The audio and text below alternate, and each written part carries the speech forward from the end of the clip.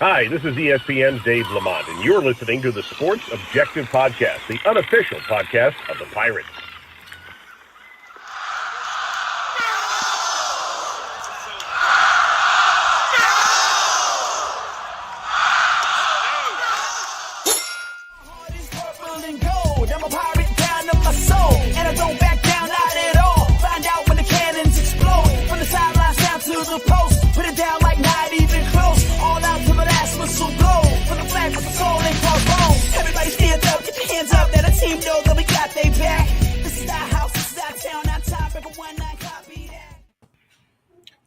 Welcome into the Sports Objective here. Very special night as we have two previews coming up.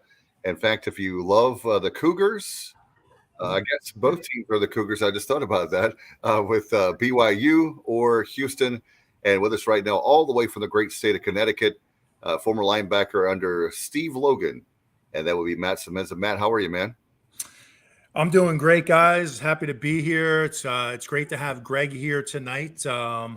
When I look at the BYU game, this is an exciting one, guys, because honestly, it's kind of a bucket list trip for me to get out there to Provo and have a chance to take in that environment. So I'm definitely planning on doing that this year. So this is one I'm excited about for a lot of reasons. And I do, taking a look at BYU tonight, very solid football team, to say the least, explosive offense, experienced offensive line, and a starting quarterback with experience. So it's going to be a big test, fellas.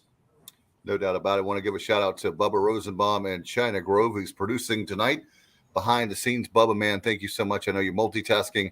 And with us right now, the director, the play-by-play voice of the Cougars, Greg Wrubell. Greg, thanks so much for coming back. I appreciate you being on with us. Love talking football this time of year. It's my pleasure. The season is just around the corner. Training camp is underway. I know the ECU game is a few more weeks in the distance, but never too early to look ahead. I know that all the focus for BYU is on Tampa and getting past USF before things really pick up in a schedule we'll talk a bit about, but no better time than right now. No doubt, Greg. With this, can you give us a thumbnail sketch of, I know it's always first week or so of fall camp. How are things been going so far with BYU? A pretty solid camp, a week in, and it feels like sometimes a long month just to get to that first game. Just want to get there with as many healthy frontline guys as you can. Nothing too detrimental yet. I think a lot of the storylines center around the composition of the offensive line, who will be the starters for BYU. As much as BYU returns a lot of experience in the front five, there's just enough novelty to look a little different than it did at the end of last season, but different with depth. That is, starters will be playing a backup role to start the season. And most offensive line coaches are loath to go they like a starting five. They're loath to rotate except due to injury. But this year's BYU offensive line and offensive line coach are hinting at a rotation. And that's, again, a rarity. I think it's been a rarity. Normally you get your five guys. If they're healthy, you stick with that chemistry and you roll with it. But as many starters are actually back, guys with starters reps, they want to get those reps back on the field. And so we could see a little more platooning than we're used to seeing at BYU on the offensive line, but not a bad thing in this case. Well, I'll tell you, Greg, when I take a look at BYU, obviously a extremely rich tradition at quarterback, that goes without saying. When you think about BYU, you think about so many great quarterbacks throughout the years. And taking a look at this year, you have Jaron Hall back and a very, very explosive offense. It's going to be tough for teams to contain. So love to hear your thoughts on just the quarterback position and what you see from this offense. Yeah, this is Jaron's been in the system quite a while now. It's his second season as a full-time starter, but he's yet to get through a full season or even get through enough complete games when he wasn't a starter coming off the bench. He plays a very active style, a very downfield style, a very contact inclusive style that puts him in harm's way. And right from the get-go last year, Matt, he was picking up knocks, pretty significant injuries that caused him to either miss games or play through games not at full strength. And BYU's most special seasons, you could say this for many teams, but when you've got that guy that can be your 12 or 13 game starter and go all the way, I think that's when the really special seasons occur. And for Jaren Hall, the challenge will be this year to be a 12 or 13 game starter because he hasn't been able to get through seasons unscathed to this point. You know, I think about a couple of years ago, Zach Wilson's 2020 campaign that catapulted him into the top 5 of the NFL draft. That was a 12-game start season. Taysom Hill, as injury prone as he was, the last guy before Zach Wilson to have an every game start season was Taysom Hill. But it was years between Taysom Hill and Zach Wilson doing that. And then before Taysom Hill, you got to go back, 6, 7, 8 years before that to find, Max Hall doing it and John Beck doing it. Now we're going way back, but it's been the exception rather than the rule that a BYU starting quarterback be the guy for the entire season. And if that's the case with Jaren Hall this year, I think BYU can be a pretty special team because I think Jaren Hall is a special quarterback. If you look at the kinds of things he did and the kind of company he was in, if you combine the different factors like whether it's completion percentage, yards per attempt, pass efficiency, touchdown to INT ratio, then throw in the rushing yards, the guys who can do all of those things at a high level, it was a pretty small number of quarterbacks last year, some good national names, and one of them was Jaren Hall. So he's a unique quarterback indeed and a true playmaker. And it's interesting that BYU opens with South Florida this year because back in 2019, he started due to injury to Zach Wilson. And in that South Florida game, things were cooking along pretty well. He goes out due to injury. BYU loses the game to a South Florida team down in Tampa that they felt they should have beaten. And that's kind of emblematic of where Jaren Hall was for a while. And I think the hope is now that he kind of brings it full circle, starts, finishes, and leads BYU to a win in Tampa. Greg, talk about the excitement. I know that there's always the expectations are high for BYU sports, but this particular case with football, you have a top 25, maybe top 15 team this year, and I know that the expectations are extremely high. Talk about the fan base, and we're always excited about football season. Obviously, those of us that love college football, but I know in Provo it's got to be even more special this year because of where BYU is going next year. This is the last year as an FBS independent.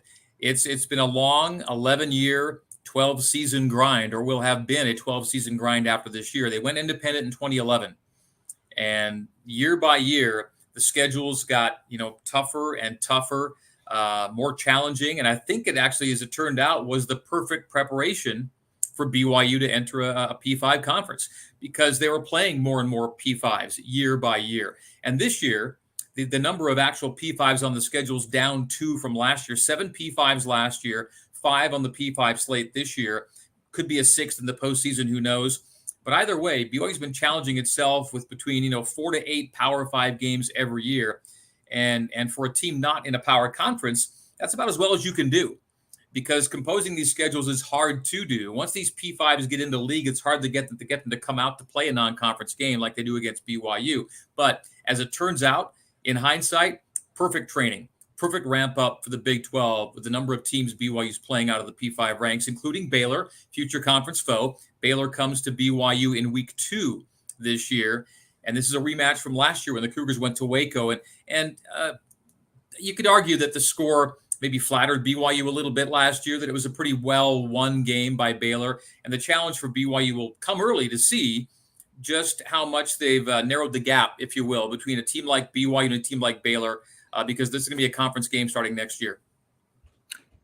Well, I'll tell you, Greg, since you mentioned the schedule, I mean, I'm just taking a peek at it now. And let me tell you, this is a serious schedule. I mean, you're talking about, you mentioned Baylor, but let's get into it a little bit further here. After Baylor, Oregon. The week after. Yeah. The week after. I mean, that's a tough 2-game stretch there. Later in the season, Notre Dame, Arkansas, Liberty, which is no slouch for a team that many consider to be a smaller school, and then obviously East Carolina, which we certainly are excited about. But Boise State, Stanford. I mean, this is a heck of a schedule you guys are playing. So I agree, it's definitely going to prepare you for the next step. Yeah, it's a good balance this year. 2 P5s in September, 2 P5s in October, and then Boise and a P5 in November. And that really kind of challenges you start to finish in this thing. And if BYU ends up with another double-digit win season, under Kalani Sitake, well, they'll have truly earned it because, it's again, the number of P5s is down from last year from 7 to 5, but you could argue the challenge is just as stern with the kinds of P5s you got. And then we kind of skipped over a couple teams that are rivals for BYU. They're both out of the Mountain West. Wyoming, which was a traditional rival for BYU. In fact, I think other than Utah and Utah State, BYU's played Wyoming more than any other team in its football history. They get Wyoming back on the schedule, which is a former conference foe. And then they get Utah State, which is, of course, an in-state rival. No Utah on the schedule this year. And that's one of the, the new ways of the world in college football is these traditional rivalries often go by the wayside when you have rivals splitting conferences, as Utah went Pac-12 and BYU went independent. Used to be an every year thing. Well, now it's kind of every other year you might miss a game against Utah. So no Utah on the schedule this year, but that Wyoming-Utah State back-to-back hit at the end of September is kind of pivotal in its own way because it springboards you into Las Vegas and that game against Notre Dame. Notre Dame will be neutral field, but close enough to BYU to where BYU fans love to go to Vegas to attend their football games down there. The difference is it's a home game for Notre Dame. It's a Shamrock Series game. So the ticket distribution is such that Notre Dame gets the lion's share of these tickets. So BYU is gobbling up every ticket it can possibly find. But that game, which isn't until October 8th, is for all intents and purposes already a sellout at Allegiant Stadium. And I got to call the opener, last year's opener, BYU against Arizona in Allegiant when it was just a brand new building. Blown away. Such a great building. And to be back there on NBC, Notre Dame and the all whites in a sold out building in Vegas. I know we got to go through September 1st here for BYU, but that first weekend in October is going to be a blast and playing that game in Vegas. And then you're right back into it. Arkansas comes to Provo the next week and off we go. Oh, and what a shame, just to chime in really quick on not playing Utah this year of all seasons. That's a game I would have loved to see personally. Utah ranked number 4 in the country here preseason. You talk about a great in-state rivalry that should be, in my opinion, I love those type of rivalries. It's a shame that you don't play this year because I think that's 2 very good teams that would have made for a great matchup. And last year, BYU finally broke that 9-year stretch against Utah. The Utes had won 9 straight against BYU. And on the same weekend, BYU accepted its Big 12 invite. They played and beat Utah at LaBelle Edwards Stadium. One of those most special weekends I've ever experienced as the play-by-play voice for BYU. And I think the Florida game that Utah is opening with this year, that game took BYU off the schedule. I think they had the choice to play either Florida or BYU, and they chose the Florida game.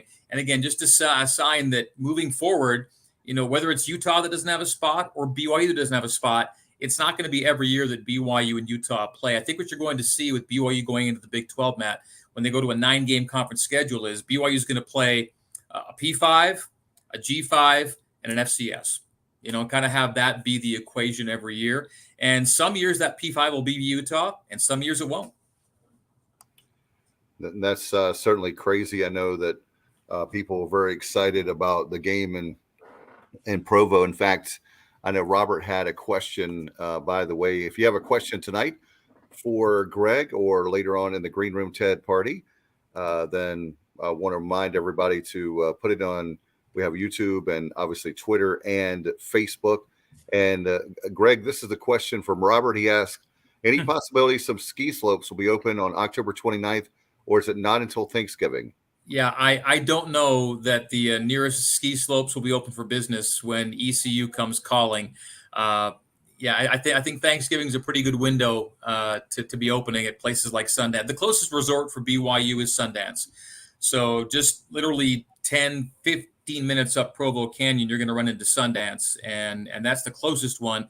And of course, you go north into the Salt Lake City canyons and whatnot, you get many more ski resorts. But Sundance is the close one. But October skiing would be nothing to plan for, I don't think, on the ECU trip. We're still looking at now. You can go to Sundance, but you'll likely take the chairlift and just observe the colors at that time of year, which would be pretty spectacular too.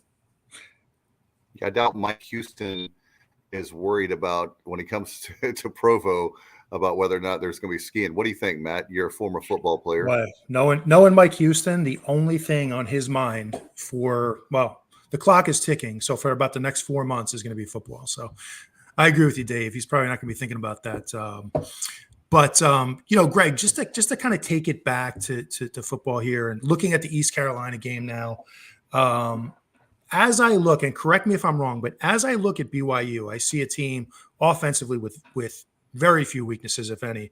Defensively, I think the one issue I see, at least last year, was the rush defense. They were a little susceptible to giving up yards on the ground. It appeared from my vantage. It so happens that East Carolina's strength, I believe, is going to be rushing the football. We have two outstanding running backs and an experienced offensive line. So I see that as a potential a good matchup when I look at that game. But just wanted to kind of get your thoughts on that. How do you feel about the rush defense? And I could be wrong about that. Again, from an outsider looking at it, that's just what I observed. Yeah, where BYU compensated was in the playmaking component and ultimately the points allowed component. I think, there were some holes to be filled last year, and a lot of it was injury related. And you can sometimes harp too much on it, but when you lose the wrong guy, a guy can make a big difference in a defense. And last year, the wrong guy to lose was Keenan Peely. And when he got hurt, everything changed for BYU. He is one of the best linebackers I've seen play.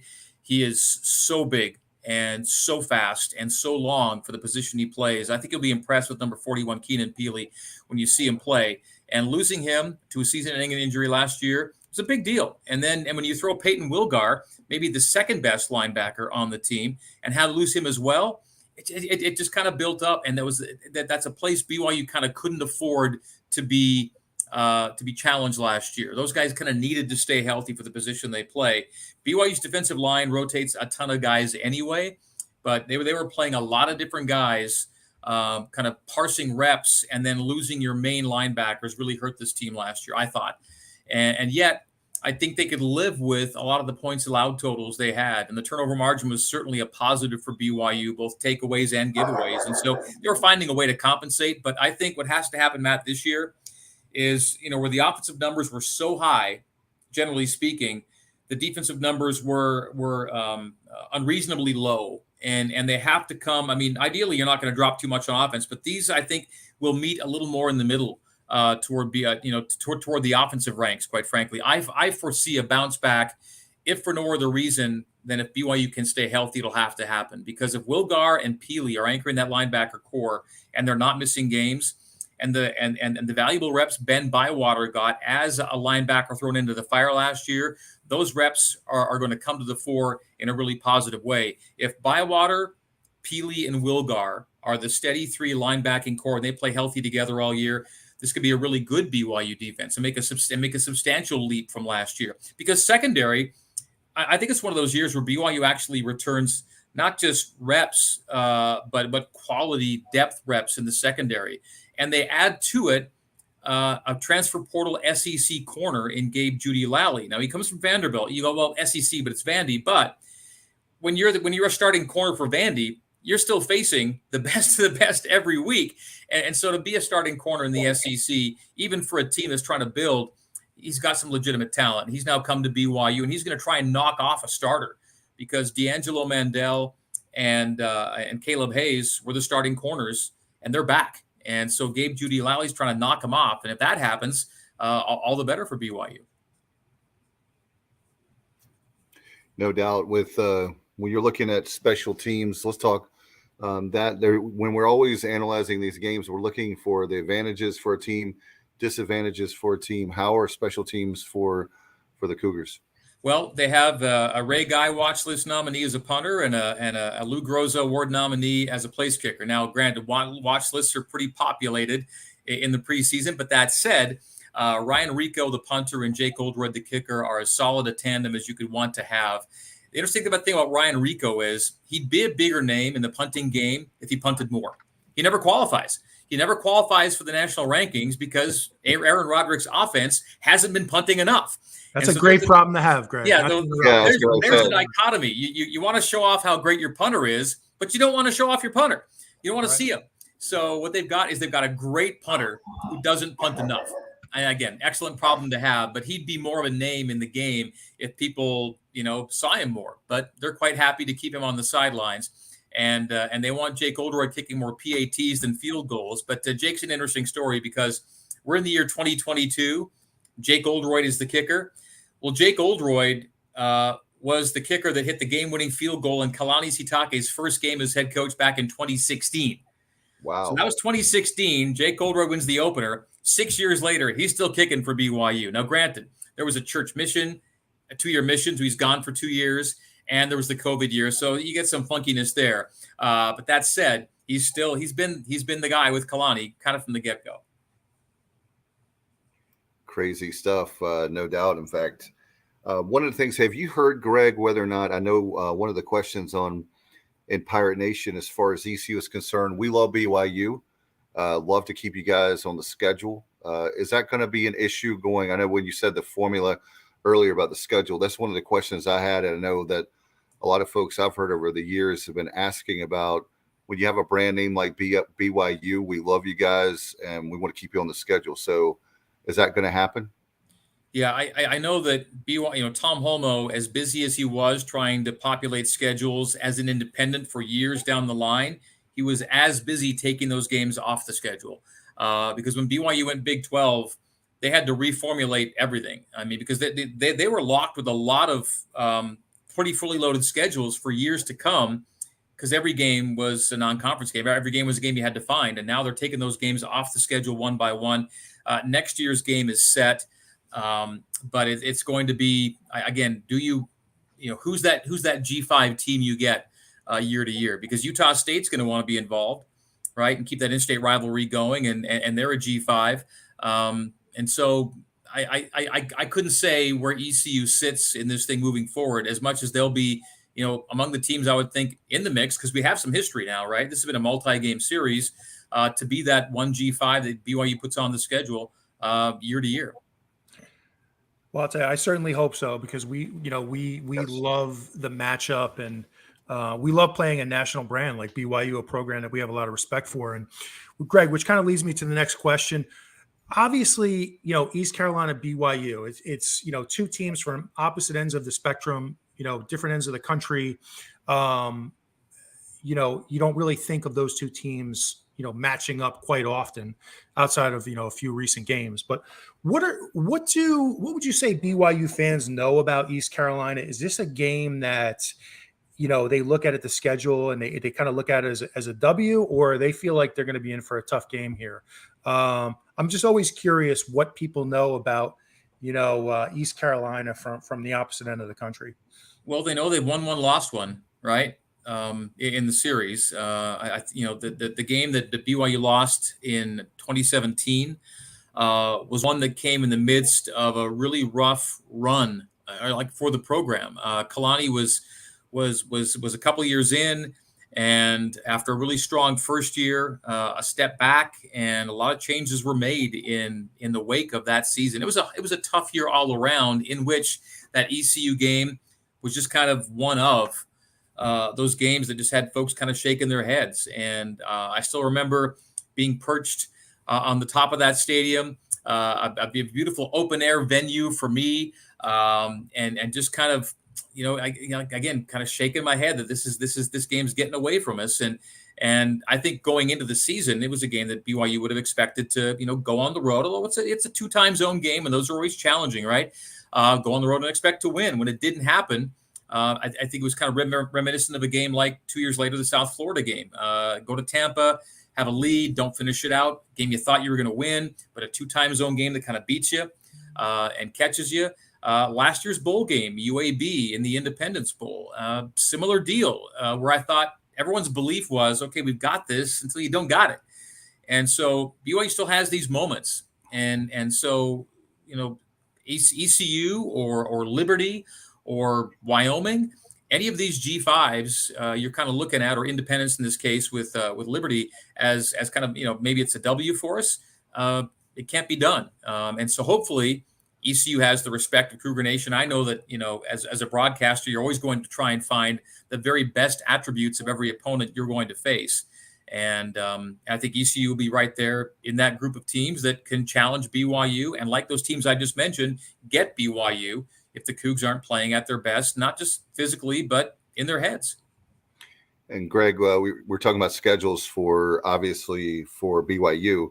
ECU has a tough schedule as well. You guys our next guest, Ted Pardee with Houston. That comes to mind. You have UCF, a lot of conference games. You have NC State, which is home. But there's a lot of games on there that, even though I think East Carolina is dramatically improved over the last couple of years, especially since the last time you guys came to Greenville, no doubt about it with you. And like I said, Houston, UCF, there's really, I think Matt would agree, there's not cupcakes on the schedule.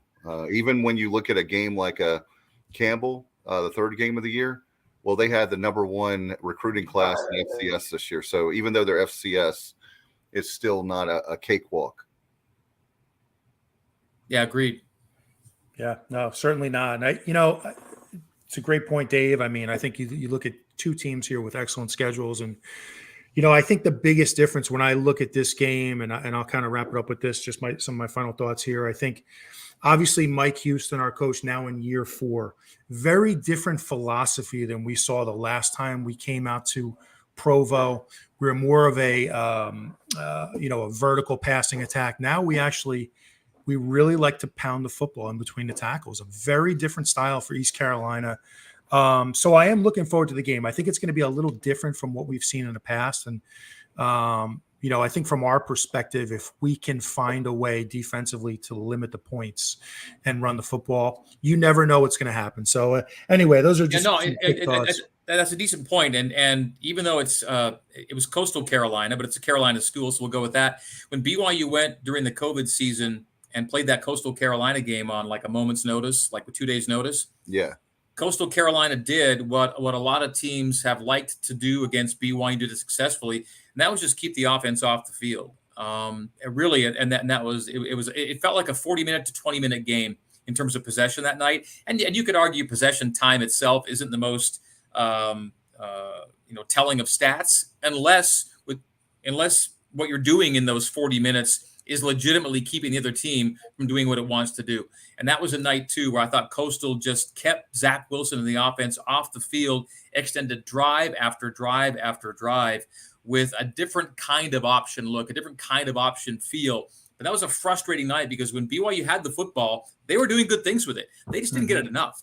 And so teams that choose to do that and do it effectively, that's where we've seen a few games in 2020 and 21 that either BYU had in control, we found get close, or never found a way to win because the opponent simply did that thing. And that is keep a good BYU offense, whether by Jeff Grimes or Aaron Roderick, the last two coordinators. It's been a good offense. But if they're sitting on the sidelines and teams aren't just running plays to run plays, but effectively moving the chains with that's where we've seen things get pretty swirly. And I'll tell you, Dave, I don't know if you remember a few major cheap shots that night, in my opinion, on Zach Wilson that I did not like. I thought just looking back to that Coastal game, you mentioned it. Credit for BYU for taking that game on short notice, but a few cheap shots on Zach Wilson that I thought were uncalled for. Just my opinion. Not to rehash bad memories, Greg. Yeah, I think a lot of BYU fans still remember right before halftime. They were basically pile driving him, double teaming him, and it was and the ref right there chose to do nothing about it essentially. That's bygones, but yeah, that was a moment where I think a lot of BYU fans were kind of up in arms, and you would like to think that the anger and the hostility could have turned into something more positive in the end, but BYU came up 1 yard short in that game. They had a drive that ended up literally on the 1 yard line to end the game, and one of those tough ones that I've had to call over the years for sure. Hey, Greg, it's Bubba. A few folks are chiming in on Facebook as well as YouTube, and Robert Dedrick on YouTube asked, he said, any possibilities some ski slopes, will be open in late October? When do the slopes generally open out there? And then while you're at it, in addition to that, what are some other things? Obviously, there's a ton of things of interest, but highlight some things there in Provo or Salt Lake City, which isn't very far away, that East Carolina fans would love to check out. Yeah, we hit the ski question earlier, and it's a little early for that. But I think you don't need to go too far from Provo to find tremendous scenery. First up, the stadium itself. LaVell Edwards Stadium has the mountains as a backdrop, and in October when the colors are changing, it'll be pretty dramatic and very beautiful. And so I think just the fact that you're in that stadium with that backdrop, I never get tired of it. I hope to never take it for granted, the view I get from the press box and my broadcast booth there at the stadium, because I'm staring smack dab into these gorgeous mountains, and never tired of it. I mentioned Provo Canyon. I mentioned Sundance just up the road. The beautiful Provo River winds through the canyon. Bridal Veil Falls is 6 minutes up the canyon. That's a gorgeous spot. Beautiful hiking trails. You could just spend your time in Provo Canyon and be quite happy. But if you keep driving through Provo Canyon, there's a back way to Park City. Park City is an amazing place. It's a huge tourist destination for a lot of reasons. Even in the fall or summer, it's an attractive place. You don't need to be skiing in Park City to enjoy Park City. And Park City is 45 minutes away, just up the road too. And Salt Lake is the more cosmopolitan city with the downtown. And more of a nightlife, and so you can do that too. I think it's a tremendous road trip for anything you want to do, and I'm incredibly biased, but I can't think of a better place to spend a college football weekend than Provo, Utah. So much going on, and then game day itself with the Cougar Canyon pregame, where they shut down a street to the west of the stadium. Lots going on there. You fill it up with 65,000 people. It's a wonderful environment. I think visiting fans really take a lot of strong memories away from Provo when they come here. And I'm hoping to see a lot of purple in the stands and fans that get to report back just about how much they enjoyed their time at LaVell Edwards Stadium. No doubt. One final question for you. Matt and I love to eat. I'll speak for myself anyway, Matt. What about restaurants? We're foodies. So I know, Matt, you love chicken parm, right? So where's a good restaurant for Matt to get chicken parm? I like a place called Guru. I'm not sure about the chicken parm here. I like a place called Guru's in downtown Provo. Guru's is a nice place. If you like Mexican, a place that's opened up called Holy Taco, which is a lot of fun. I like that place a lot. I could go all kinds of different places. Station 22 in downtown Provo has poutine. As a Canadian, I love my poutine. You can get it there. I could go on a bit, but I think it won't take you too long to find. If you want a really great kind of unique burger place called Chom, Chom, Chom Burger, wonderful. I'm going to get going here, and you'll never stop me. But yeah, I think you won't be hurting for great food options when you come to BYU.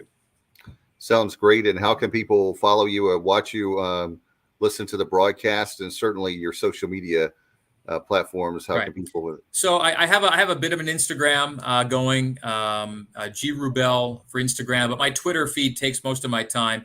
And it's just my name, at Greg Wrubell, GregWrubell,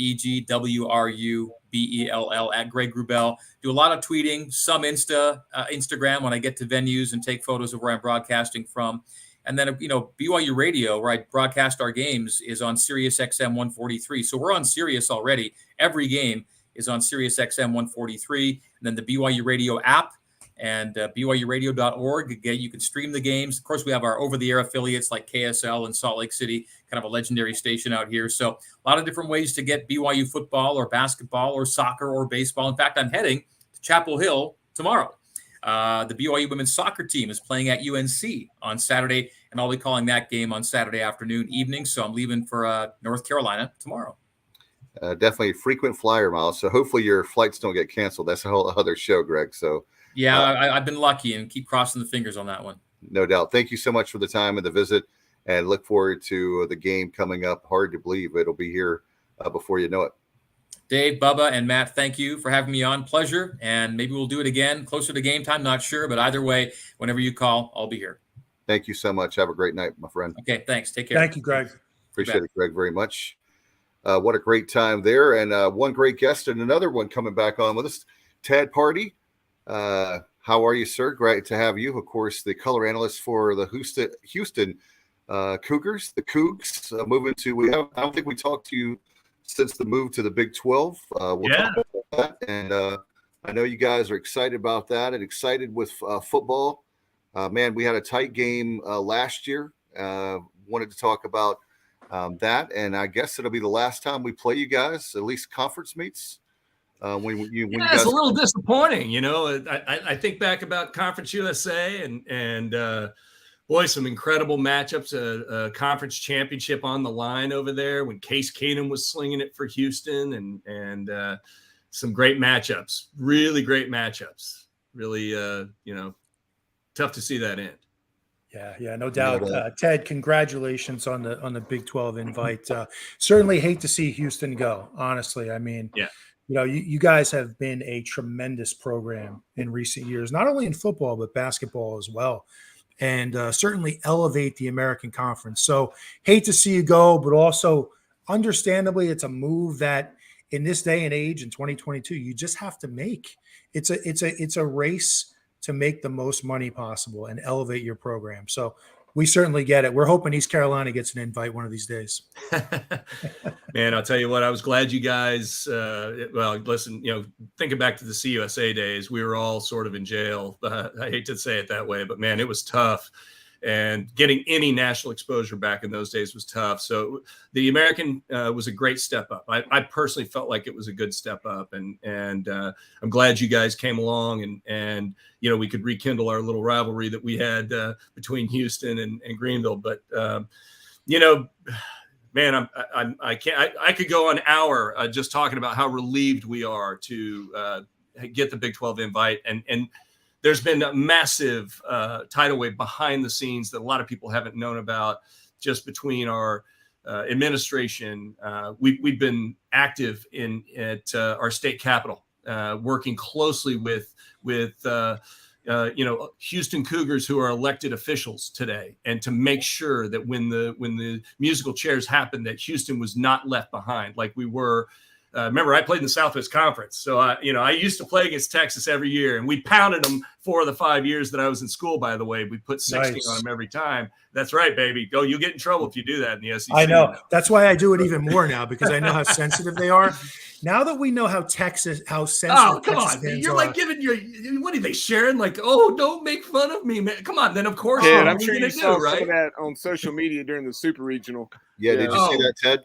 Absolutely. I mean, everybody's going after him because, they're going to throw a flag if a kid does the horns down. And I mean, come on, what are you really going to do that? Get out of town, man.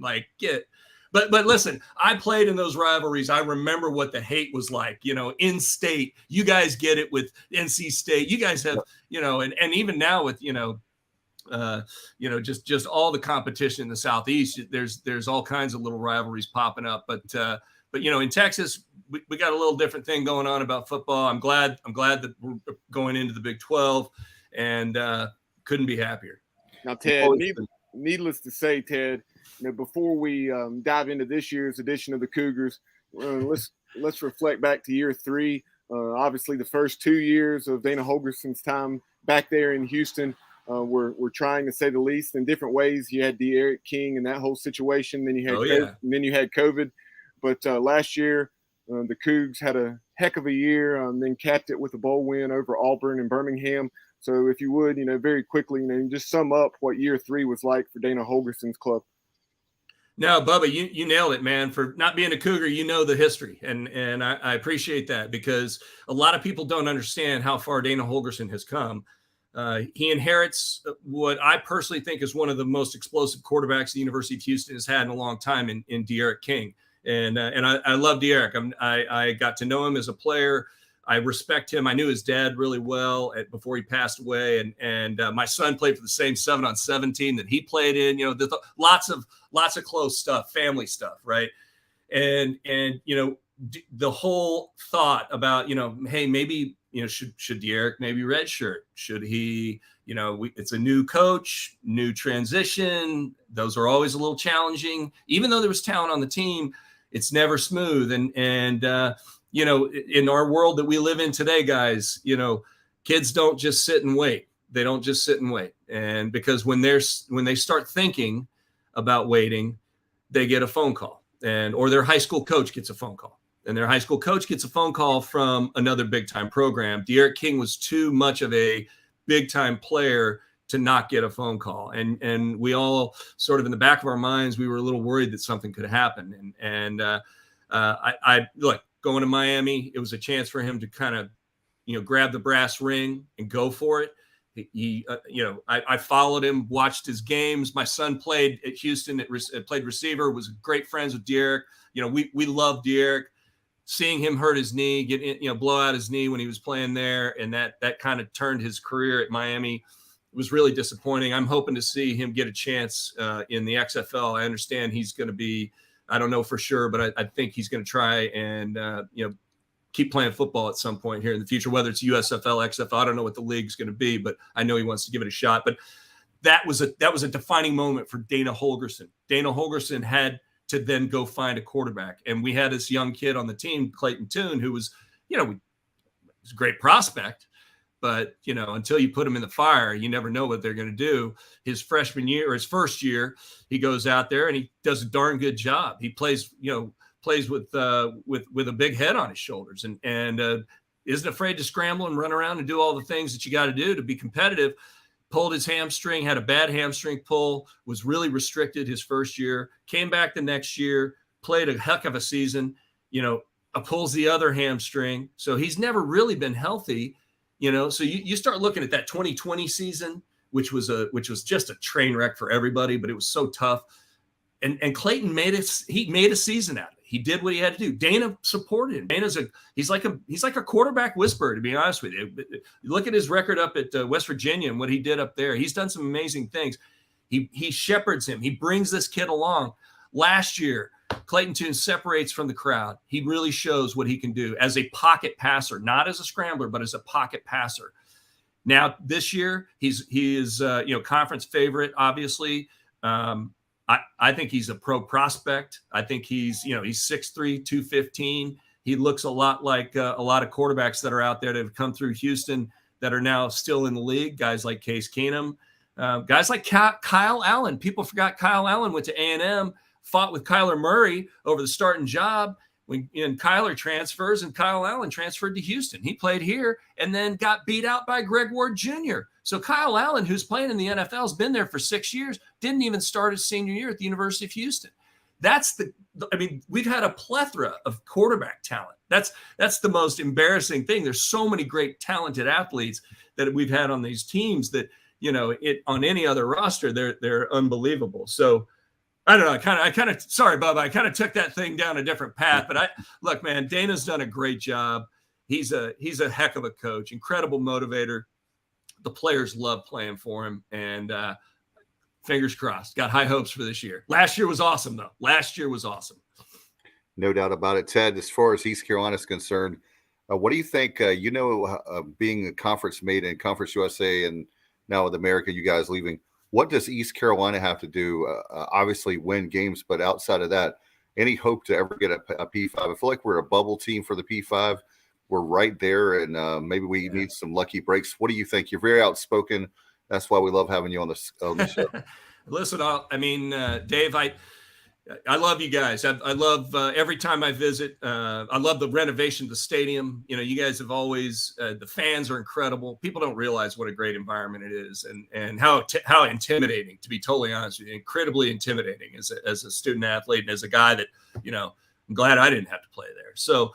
I look at what you guys have done, and you're doing all the things that you got to do. What did Houston do, right? Houston had support from the chancellor and the board of regents first, immediately. Like when you get the board of regents, we've got a board. The chairman is a guy named Tillman Fertitta. And if you don't know Tillman, he's the owner of the Houston Rockets. He owns a restaurant chain called the Landry's Group.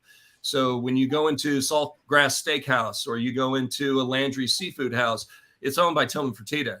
And if you go to the Golden Nugget Casino, any of them, whether you're in Vegas or you're at one of the ones in Biloxi, that's also owned by Tillman Fertitta. And so what Houston did, which was genius, is they brought in a board of regents that was pro athletes. They were friendly to athletes. They wanted athletics to be a critical part of the university. Houston, when I was there, it was a commuter school. It was 35,000 students, third largest school in the state of Texas. And the vast majority, there was actually only 2,500 beds on campus at the time when I was in school. Wow. Total commuter school. Yeah, everybody drove into. It was like it was a day school for college kids. Today, the University of Houston has the most beds on campus out of any state university in the state.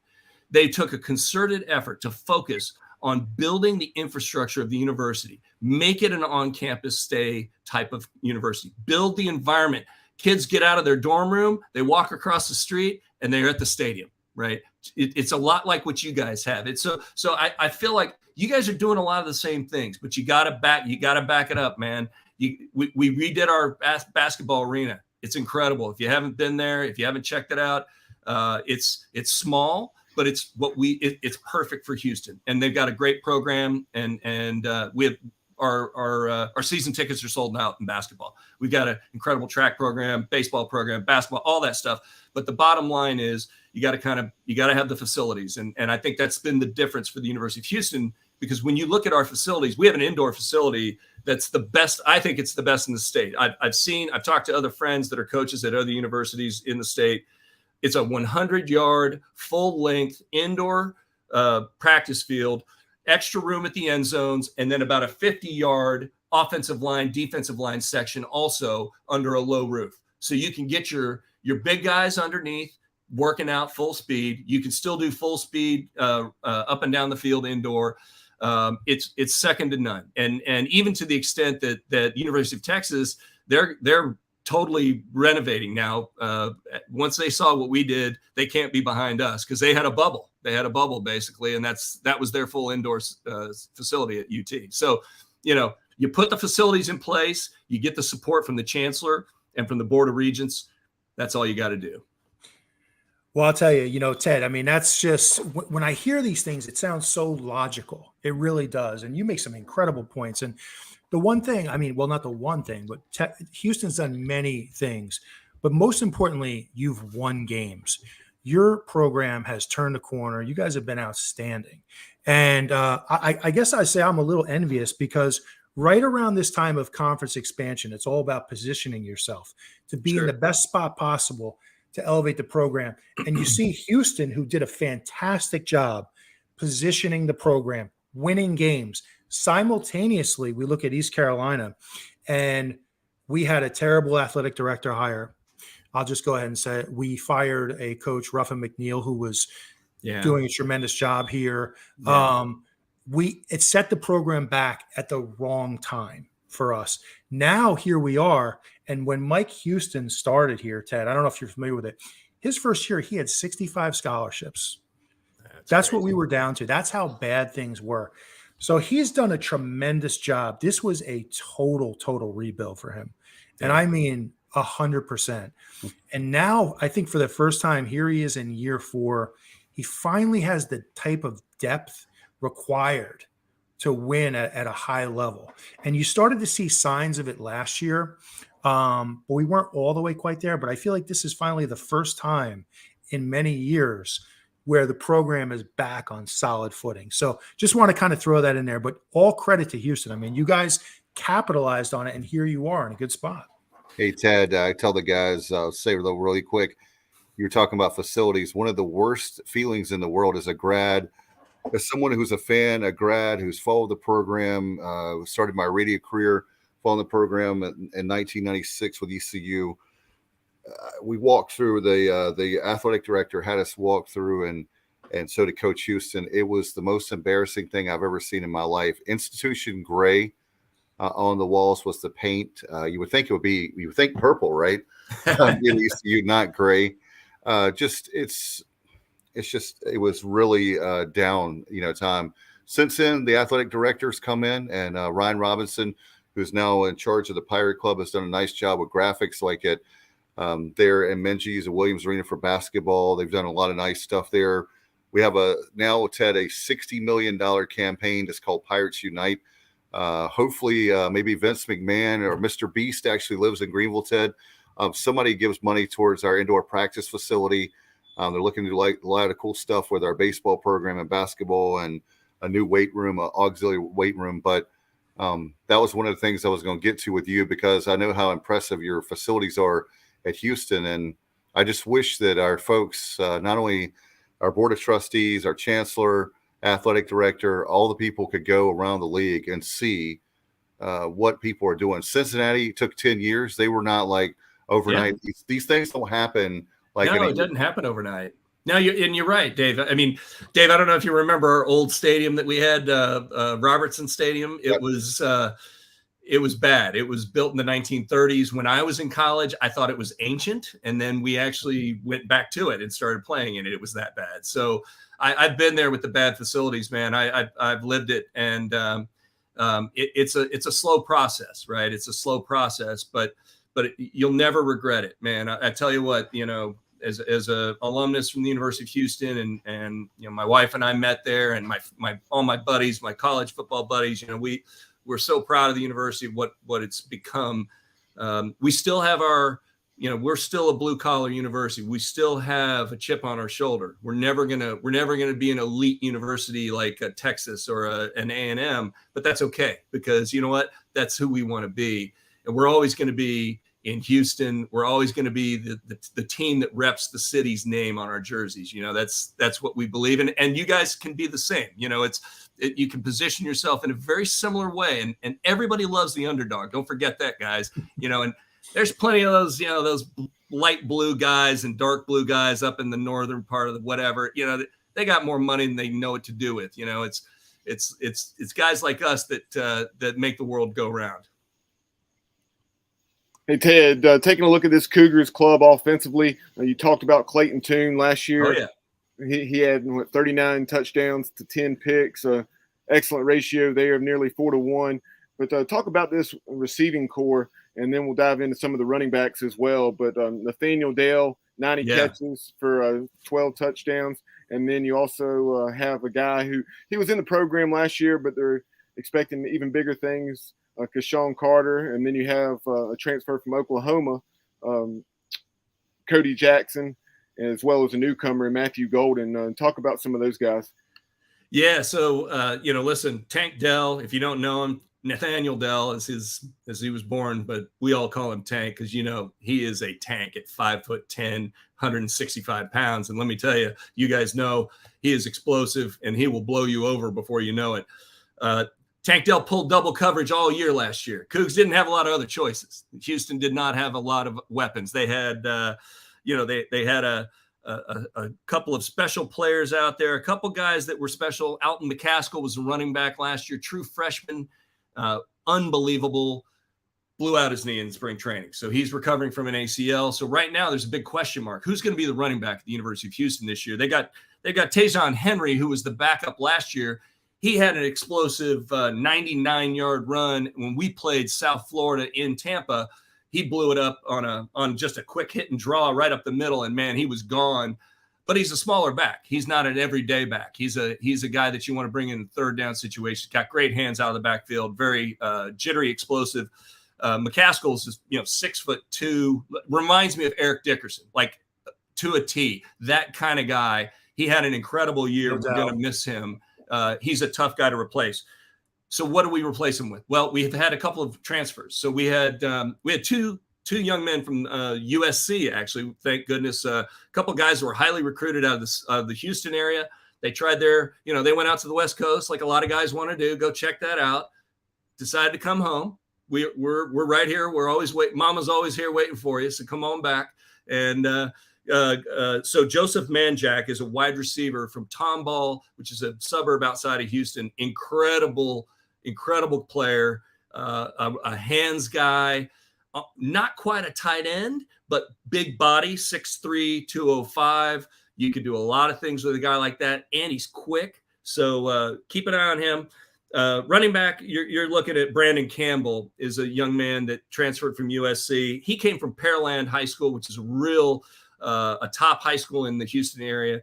And, so we'll see what happens. I mean, I think they're going to rotate guys in and out. They're going to give a lot of guys a lot of opportunities. When you talk about receiver, though, Tank Dell was double covered all season long, and he still had an explosive year. He had an incredible year. This year, it's going to be different because you're going to include guys like Manjack, but you also have guys, you got Keshawn Carter. Bubba, you mentioned Keshawn earlier. Let me tell you about Keshawn Carter. He's having a heck of a summer right now, doing a great job.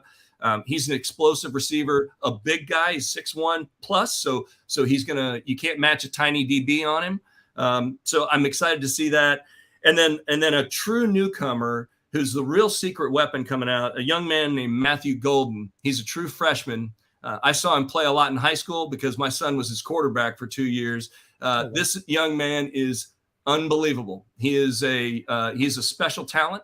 I think he'll be a starter, and I don't think Houston's had a freshman starter at receiver in a long. I can't remember the last time they've had a freshman start at receiver. Matthew Golden has earned that spot, just done a great job. Hard worker, keeps his head down. So a lot of talent on that offensive side of the ball. A lot of talent, a lot of returning talent. Our starting tight ends coming back. So Trahan, who's a Christian Trahan, who's a senior this year, he's coming back. Offensive line, they're going to lose. Probably the one tough spot for Houston has always been offensive line. I think at schools like ECU and Houston have a similar challenge. We can get the skill guys. It's hard to get the big bodies. Hard to get those big bodies, like 6'7", right? So Houston has a left tackle, Patrick Paul. He's 6'7", 310 pounds. He's the real deal. So we've worked him through the system, and now this is his third season. I think we'll see some special things from him. But they got to fill in. They're losing 3 starters on the offensive line, a guard, a center, and a right tackle. So got to figure that out. Hey, now Ted, I'm glad you brought up the offensive line, because earlier today, I was looking over the box score from last year's game just to refresh myself, because I remembered a lot of pressure for both teams on the opposing quarterback. Oh, yeah. The teams combined in that very weird game where you had like a 6 or 7 hour lightning delay. Crazy. But, unbelievable overtime ball game where both teams or the teams combined rather for 9 sacks, and the Pirates were able to sack Clayton Tune 5 times. So I was interested to see what they had back this year.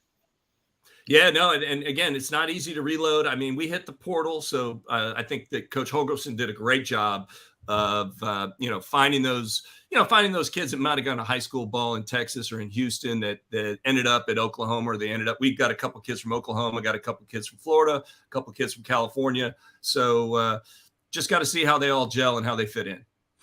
Yeah, Ted, looking back at that game last year, I thought our defensive coordinator, Blake Harrell, especially in that first half, he was bringing pressure from everywhere. I mean, Clayton Tune was seeing virtually everything coming his way. We were blitzing safeties. We were blitzing corners. I mean, Blake Harrell, he was on fire. I mean, especially in that first half, we were getting pressure. And I remember watching that game being kind of shocked at like how much pressure we were getting. And then I thought as the game went on, I thought Tune adjusted.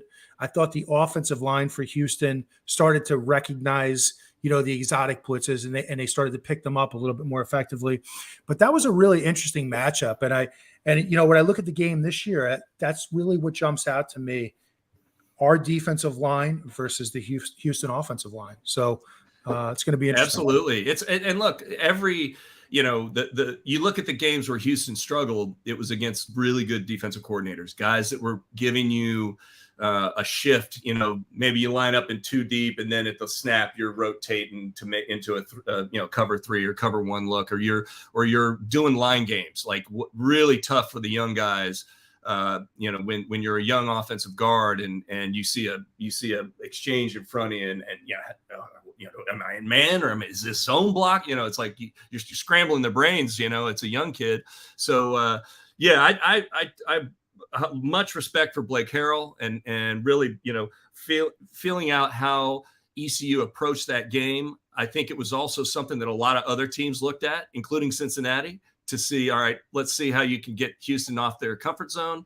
And when you look at the conference championship game, especially the second half, since he dialed it up, they came with the heat and right in the get-go, and had a quick, we were deep in our own territory. They brought heat, scramble, interception, like right out of the gate, and that tipped the scales in their direction. But again, you guys kind of wrote the script for it. If you want to take credit for it, I'll let you guys do that.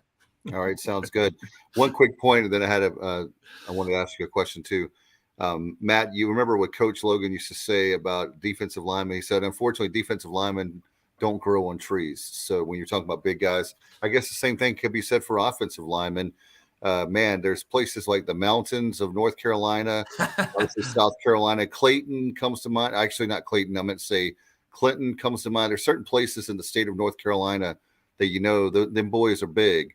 And unfortunately, then it comes down to, Ted, in our generation, you needed big bodies, but now they have to be weight. They have to be big and athletic. Exactly. I mean, you can't just be a 6'3", 300-pound guy. Like if you're playing tackle, you got to have some feet. I mean, if you look at the guys that Houston have gone after, they're all former basketball players, and kind of makes you understand why. You got to be able to shuffle and do the kick step. But it's tough. It's tough to find the big bodies that are athletic. It's a combo that is hard to find. No doubt, no doubt. Now, Ted, you did a great job covering the offense. Can you tell us a little bit about the defense? What's coming back there? Maybe we can start with the secondary.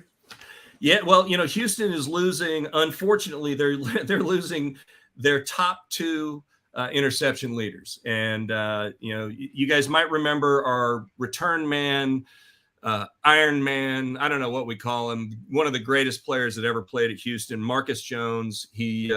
He's right now with the he is up in New England with the Patriots. We're trying to forget him. Yeah, right, exactly. Yeah. So, well, and so how do you replace a guy like that, right? So he led the team in interceptions. He had 5 interceptions. Gleason Sprewell was second playing safety.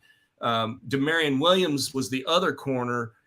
He's graduated. So now we need younger guys to step up. And I'll say this, Art Green is a 6'2", 200-pound cornerback that started in the bowl game against Auburn. He's a young talent that's going to do amazing things. He's a big body. That's a good size for corner. So I'm excited about that. And they've got 4 safeties who all had playing time over the past 2 years who are all coming back. So yes, we lost Sprewell, but we lost one other player, but we've got guys coming back. So I think the back end will be fine. The front end is really exciting because our front 7, we did graduate Logan Hall, who was like 6'7", 295 defensive tackle, unbelievable talent. He's in the NFL right now. But we're bringing back the 2 deep, right? So we had guys that played a lot during the season. A guy named Dot Wonkwo, who it looks a lot like Ed Oliver, if you guys remember Ed Oliver. So a guy that's probably 5'10", 285, 295, real dangerous at nose guard, really handles the double team incredibly well. So a dangerous guy up in the middle. And then we got Derek Parrish, who is like if you could think of, he looks like Thor. He is a weight room machine. He can power clean 350. He's just unbelievable. He's a guy that's going to play that rush end or he's like your 6 technique defensive end guy. He can play head up, and he is all power with a motor that's unbelievable, like an unbelievable motor. Now he's not super fast or whatever, but he'll bunch press a soft tackle right back into the quarterback, and I've seen him do it a million times. So that front 7 and really with middle linebacker Donovan Mooten, who got concussed in the championship game, unfortunately. So that was part of our challenge in the second half. He was out. Donovan Mooten is a special talent, incredibly smart player, and he's coming back as middle linebacker. So I'm excited about what that front 7 does. We got to figure out the 2 cornerbacks. I think Art Green's going to lock down one side. We got to figure out the other side. Yeah, and I'll tell you, look at Houston. They've just been a program that's been able to reload. They've just been able to reload, and they've really had so much talent in recent years. And it seems like anytime you think they're going to have a down year, they're able to recruit at a high level, and that talent shows up as the season goes on. So I'm sure that secondary, maybe even a little light on experience, but I'm sure there's going to be a ton of talent back there. So it's going to be fun to watch.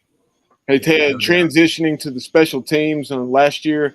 Yeah. I tell you a guy that you guys obviously hated to lose, and I'm glad to see him gone, being an opponent, and that's Marcus Jones. Right. Wow, what a tremendous return man. 2 kickoffs and 2 punts, leading the nation, I believe, in both, or at least tied for the lead. And he's a 3rd-round pick of the New England Patriots. Yeah, no, and listen, Marcus, great young man. I love what Coach Holgorsen did with him. He just was like, we need you on the field. Let's get some offensive slot reps. So they repped him. He played receiver. He played DB. He we would sub in another DB, and he'd play the nickel if we had to. He's just a smart guy, super. So and look, Bill Belichick. He's a smart coach. He understands talent when he sees it. I'm going to, the only thing Marcus has going against him is he's 5'10", right? If he was 6'3", he wouldn't have played at the University of Houston. I can promise you that. He was that talented. And so, how do you replace a guy like that? Well, you just gotta find a way. And there's a couple different guys that are going to compete for that punt return slot. I think there's Ja'Cory Morgan was a guy that caught a few last year. Manny Nunnery caught one. He's a bigger guy, so I can't see him going back there. But who knows? Let's. I'll be excited to see what they land on as far as your kick return and your punt return guys. There's plenty of explosive guys. And like I mentioned, that young man I told you about, Matthew Golden, earlier in the day, new receiver, true freshman. I've seen him take punts and kickoffs back for touchdowns when he was playing high school ball. Obviously, that's a different world. However, I wouldn't be surprised if Matthew isn't in the mix as well, because he's incredibly explosive receiver. What about the kicking and punting aspects? Well, kicking is I'm excited to share that our walk-on kicker Bubba Baxa was awarded a scholarship this summer. That's really exciting. He's a special talent. He bombs the ball. I mean, he is a touchback machine. And he kicked, actually, a lot of folks don't know this, but he was a starting freshman kicker at the University of Miami his freshman year. He kicked for Miami, did great. I think he missed one extra point or something like that, and like missed 3 field goals during the season. A lot of kids go away to school and they want to come home, right? They want to come back to Houston. So we're lucky to have him. He's a special talent. But I think, Lane Wilkins returning as our punter. We've had a lot of success going down to Australia on recruiting trips and bringing back Aussie punters. This is our second one now. And he is a Ray Guy finalist, which is fantastic. I'm happy for him that he's in the mix. There's something about those guys, man. Like, they make it look effortless to bomb spirals. And like our last punter, like, they wouldn't even let him do spirals because they were so worried about it half the time. So everything he did was kind of the rugby style, and he'd still bomb like 55-yard rugby style kicks, which was crazy. Lane, on the other hand, he's a legit spiral punter, and he can bomb a 65-yarder or a 50-yarder like no problem. So excited to see what he can do as well. He just doesn't get like all these great punters, but like the BYU guy, they just don't get enough kicks. That's the problem. So, Ted, I'm going to put you on the spot here a little bit, my friend. All right, Matt, let's hear it, man. So, obviously, Houston, Cincinnati, right? Top teams in the conference. How do you see this thing playing out this year? Do you think Houston can knock off the defending champion Cincinnati and win this conference? Pulling hard for the Cougars. Well, thanks in advance, Dave. I appreciate the support, brother. Look, Cincy, I respect those guys so much. They're doing great things at Cincinnati, and Luke Fickell, and just the way they run that program, it's something to be admired by all of us as football fans. And they're not bad guys. That's there's good guys and bad guys in football. Everybody knows about it. A lot of we all know a lot behind the scenes stuff, right? Luke Fickell, I respect him a lot. He had chances to leave there, and he did not. And I think that says a lot about his character. And people talk about, one of the things that I look at, people talk about, what's our, what do we believe in as a program, or who are we? To me, it's about your values as a program, and what do you want for your student athletes ultimately. And I think they do it right, and I think Houston does it right as well. Our athletic director, Chris Pesman, is a guy I admire so much.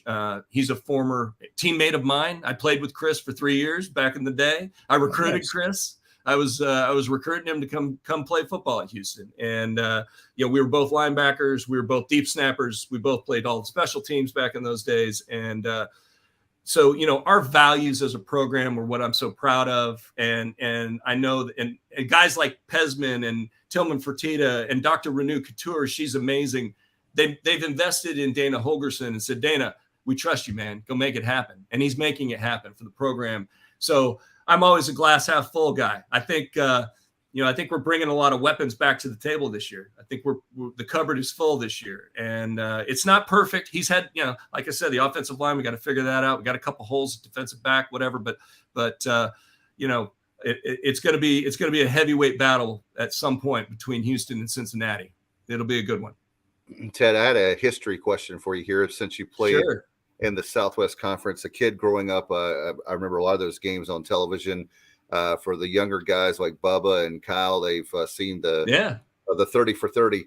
Are there any wild stories that maybe you could tell that maybe things that, I think the statute of limitations have passed certainly by now, but are there any things that that you could tell us, like any good stories from the Southwest, that maybe stories you've heard or about personally? I've heard a lot of stories. My dad played at Texas A&M. My dad was played for Bear Bryant and the famous Junction Boys. They made an ESPN movie out of my dad's team, which was pretty cool.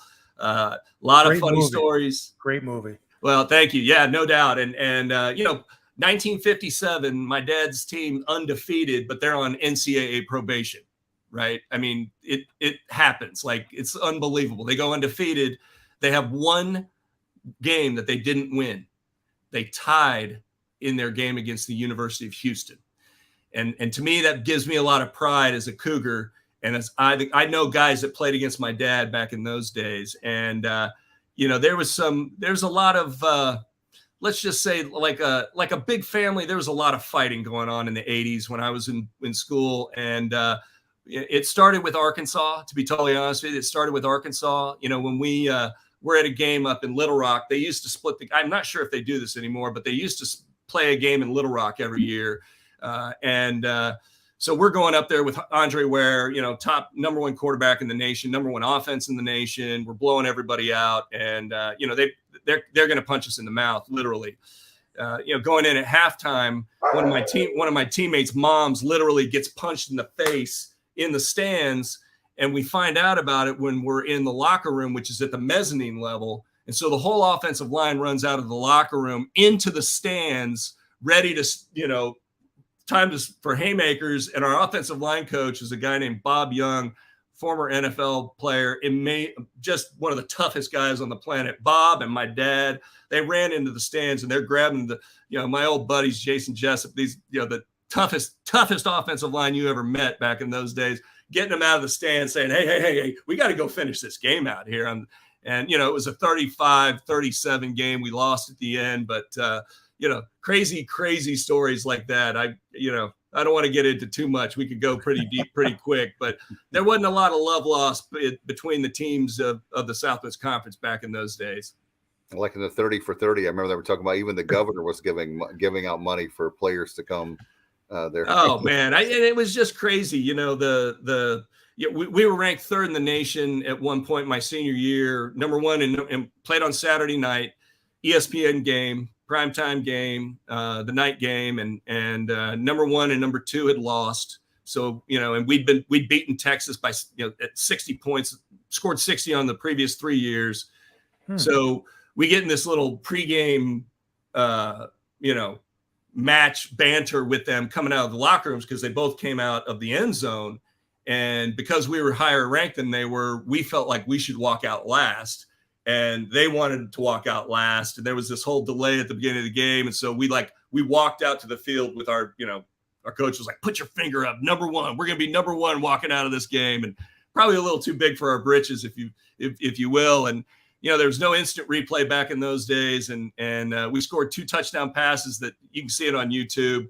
Both of them were called incomplete passes, just total home cooking like you would expect at a high intense game like that. Again, of course, we lost, and 84,000 fans back in then. It was the biggest game in UT's history. They rushed the field, and just craziness. But yeah, lots of crazy stories of the old Southwest Conference, and boy, SMU.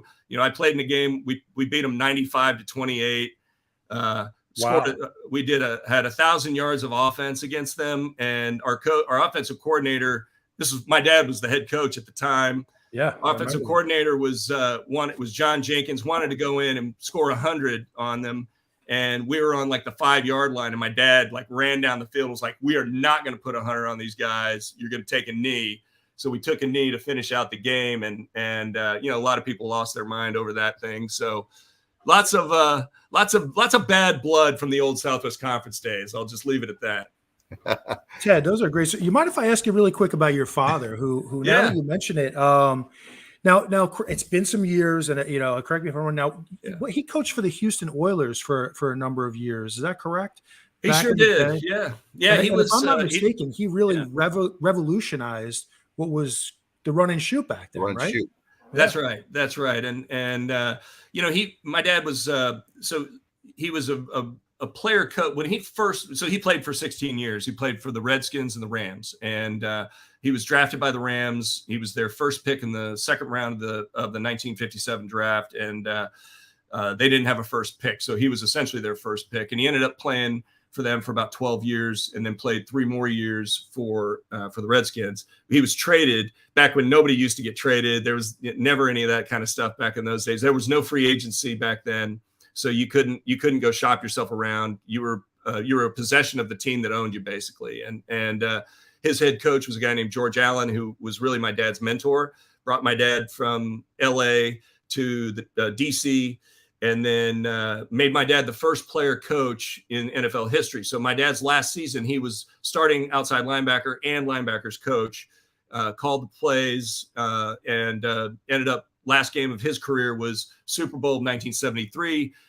Where they lost to the only undefeated NFL team, the Miami Dolphins. So that was his final game. He coached linebackers the next year as a coach, and then became a head coach in a expansion league called the World Football League back then. Yep. And kind of the rest is history. He went from there, became the head coach of Chicago Bears at the age of 37, and then was there for 3 years. They hadn't been to the playoffs in 16 years. He drafted a kid out of a HBCU. Took a chance that most NFL coaches would never take, but he did it in his first year. That young man's name was Walter Payton, and drafted him in his first choice of his first draft in 1975. Walter was an incredible friend of our families, and obviously his story is well known. We went to the playoffs after 3 years, and the Redskins fired George Allen, my dad's mentor, and they got permission from the Bears to talk to my dad. And George Halas was like, "You better get that job, Jack, because if you're asking permission to go meet with another team, you're pretty much telling us you don't want to be here." And my dad was like, "Well, I don't want to, don't want to cause any problems here." But so he coached the Redskins before Joe Gibbs, and then got fired ultimately. Had a tough 6-10 season in 1980, and then was D coordinator for the Chargers. Came back to Texas, coached in the USFL. He coached the Houston Gamblers. That's right. He's the head coach of the Houston Gamblers, where they ran the run and shoot. So my dad, he was smart enough to understand that back when he was at the Redskins, he was considered too conservative of a coach. He liked I formation, split backs, 2 tight ends. You don't throw the ball more than 12, 13 times a game. That was the late 1970s, right? Sure. So when he came back and he said, "Look, if I get a shot at this again, I'm going to be different," because he was out in San Diego and got to know Don Coryell and the Air Coryell, the wide open offense that Dan Fouts was the commander of. Right. So you think about that game where the Chargers beat Miami in that incredible loss down in game in Miami, and then they had to go play the Cincinnati Bengals in the freezer game. My dad was the D coordinator for those games. He gets back to the Houston Gamblers. He's like, "We're going to do an open offense. We're not going to run some conservative offense. We're going to light it up, and we're going to do something different." And that's where the run and shoot came from. He had Jim Kelly was his quarterback, and they went to the playoffs all 2 years of the league, whatever it was. And it was a great experience. He took that's amazing. Took it to the University of Houston, and that's how Andre Ware won the Heisman Trophy, because he led the nation in passing, and it changed football, because then he took it from there. He took it from there to the Houston Oilers and ran it full time with Warren Moon, who was an incredible quarterback, unbelievable arm, incredible accuracy. And now everybody runs it. I mean, they run a variation of it. The air raid offense that you guys have seen so many times. And we've, I love the air raid. Dana runs kind of a variation of it this year now, but it's a little different. But the air raid was actually based. I talked to Mike Leach. He was like, "We took your run and shoot film that you guys did when you were at Houston, and we made it more simple." That's what when we built the air raid, that's what it was. I got to say, Ted, as a football historian, your father's background is incredible. I mean, Junction Boys guy, right? I mean, and he survived it, right? Without getting probably many practices in 100-degree heat without water, right? And then to be able to have that type of, success and influence on the game is it's really unbelievable. Well, it was his life work. He loved football, but he loved it because he loved playing, but he loved the interaction and with the players and the coaches and the ability to influence and change people's lives, because that's really, to me, what it's all about. And that's why I talk about values. What is the program's values? What is it? What are we here for? Right? What are the coaches there for? And my kids have all sort of embraced sports. My youngest son is a quarterback at TCU. My older son is a college football coach right now. He's a tight ends coach at Texas A&M Commerce. They're moving from D2 up to D1 FCS. And my daughter works for the Miami Dolphins, actually, believe it or not. So, my kids love it. They've embraced it. And I feel like their granddad, he wasn't flashy, he wasn't, he wasn't putting tickets for Elvis at every game or whatever, trying to get media attention. He was just a humble guy from West Texas that enjoyed influencing people's lives and changing people's lives, which is really what a great coach will do. So is your daughter run in with Tom Brady there trying to come to the Dolphins? I know. It was, she actually, my daughter used to work at Texas A&M and just left there to go to the Dolphins. But yeah, no, I think, it sounds like their owner's actually, I think he's suspended for half the season or something like that. It's crazy. No doubt. I had one final question. Personally, my son is starting to play, football, and he wants to play quarterback. Do you have any advice for young kids out there, dads like myself? This is literally, as the guys know, the few weeks now that my son we signed him up, and actually last week was the first week ever for his football career. So he's a multi-sport, just like Matt Semenza and Bubba's sons. I wish we all our kids could play for the Pirates, but we'll wait and see about the same time. But just want to get your thoughts before we let you go on kids and dads. What do you recommend for us that are starting out? Oh man, my kids played everything. My kids played every sport, and my dad encouraged me to play every sport. I played in high school back when you could. I lettered in 3 sports. I played basketball, I ran track, and I played football. And I just wasn't coordinated enough to play baseball. You got to have skills to play baseball. You can just be a big meathead to play football like me and Matt. So, I think I would, quarterback's a special position. It's funny, my dad played linebacker. My dad was a defensive coach. I played linebacker. I'm a defensive guy. I love offense. Don't get me wrong. Both of my sons, offensive guys. My older son's played receiver and my younger son's a quarterback. So, what are you going to do, right? I tried to convince them that using their head to tackle people was a great thing, but they didn't get it. But quarterback's a tough position, man. I think, for my son, Luke, he's very, very, very smart young man. And where, his teammates count on him to make sure that they do the mental prep. And that's his contribution to the team. He's he wants to be a coach, and he will be a coach someday, just like his brother and his granddad. And, just tell your son quarterback's a tough position because there's only one on the field. And when you go through, I played linebacker, there's 3 or 4 guys on the field. You got lots of recruiting opportunities. Quarterback is a little bit of a lonely, and when you get up to high school and you start competing at the higher level and then you go through recruiting, it's tough. It's super tough. And because they just don't sign that many, some schools, Houston only kept like 4 quarterbacks on the roster last year, it seemed like, but TCU I think they've got 6 kids on the roster right now, but it's a weird position. It's tough, but perseverance, be the smartest kid on the field, be a leader, work hard, set the example, they'll be fine. In fact, on the defensive side of the ball, guys, he says he wants to be a linebacker, and I told him, Matt, that you played, and I'll tell him as well about you. Well, thank you so much, Ted. Before we let you go, how can people listen to you and your social media, and we'll get out of here and call it a night? Yeah. No, listen, Houston Cougar Radio at University of Houston or uhcougars.com. You can listen right there. We're not like BYU. We're not on Sirius XM, unfortunately, but occasionally we get on there. But you can follow me on Twitter at Pardee Time, Pardee_time, my last name Pardee, and then on Instagram, Pardee Time. Sounds good. Well, hopefully we can have a big party in Greenville and look forward to meeting you. Yeah. Coming up, hard to believe, towards the end of the season, right? In November. November 19th, guys. I'm telling you. Yeah. That's late in the season. That's going to be a little tricky. Guys are beat up. I don't know. That's going to be a battle. It's going to be a heck of a battle. The senior day for the Pirates. So, Ted. Yeah. Lots of inspiration. No doubt.